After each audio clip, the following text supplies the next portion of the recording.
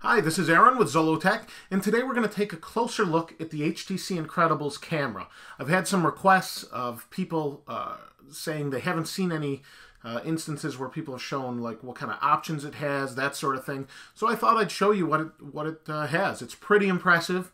It's an 8 megapixel camera for those that don't know. It's got a dual flash or dual LED flash, and really, really nice. So let's go ahead and switch here so we can take a closer look.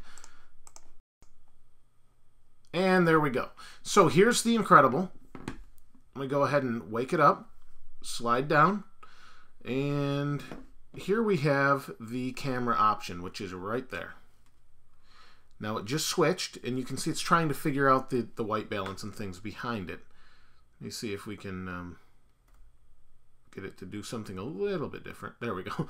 I'll just put my finger over it to show you some of the options. So simple camera. You've got a flash option up in here. You can tell it to turn on or turn off, or do it automatically. That's with the little A there. I don't know if you can see that, but that's there. You also have a plus and minus, and what that does is allow you to zoom. So I don't know how well there's the Apple logo on the iMac I'm using. You can see I'm zooming in and out just by moving my thumb, and it's a pretty decent zoom. I don't think it's definitely a digital zoom, looking at the picture here. So another nice option. Now, the one good thing about this is this little drawer here. Now, I know some Android phones, I guess, have these options, but with an 8 megapixel camera, it really makes a difference. So we've got photo and video mode. So first we'll take a look at the photo options. And here we have brightness. You can adjust brightness. We also have contrast, saturation, and sharpness. You can see that the background's changing when I move the contrast button. Here we have the different effects like grayscale and sepia tone and negative and solarize and posterize and aqua. A lot of different effects.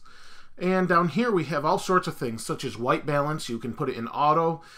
You've got ISO, resolution. The highest resolution as far as the camera goes, as you know, is 8 megapixels, which is 3,264 by 1952 pixels.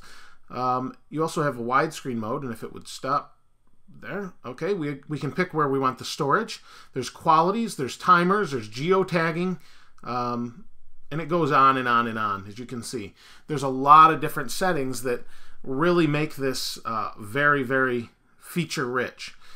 Again, with the settings, we'll go over here and go to video, and we'll see something similar. We also have our brightness control for video. We've got contrast, saturation, and sharpness. We again have all those different effects with the grayscale and sepia tone.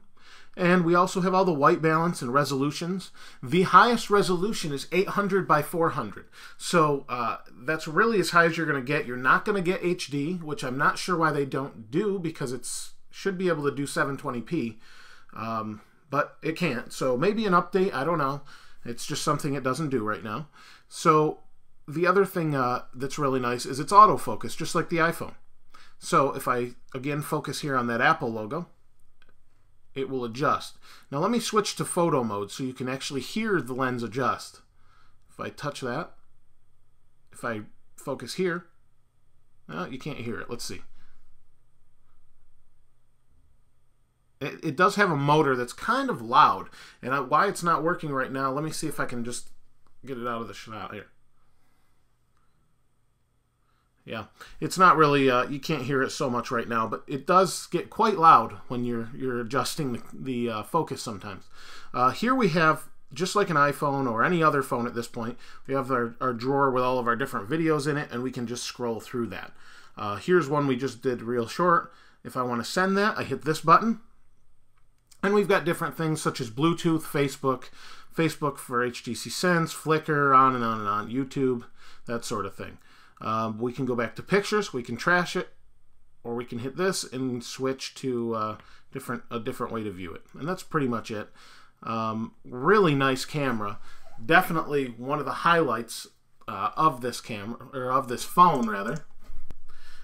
Really, really like the phone. I've been using it since last Saturday. Really a nice phone. Camera's great. I just get a little bit worried about scratching that right there. So it doesn't really, there's no case and it sticks out a little bit. I don't know if you can see that, but you can see there's a little bit of red there. That's the camera sticking out. So it makes me a little bit nervous about that. But is compared to the iPhone, camera-wise, 100 times better.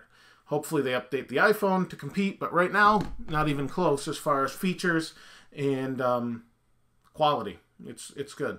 The one thing it does lack with video, I don't know if you saw the other video where I just recorded a quick clip of video, the microphone stinks. It's really no good, and that's really, for a phone called Incredible, you'd think they'd have an incredible microphone also. That's one area where iPhone is great, and this stinks, but if you're just taking images, image quality is way better on the HTC Incredible. So it's kind of a shame they cheaped out there, but that's pretty much it. We'll be doing a full review real soon. This is Aaron with Zollotech. We'll see you next time.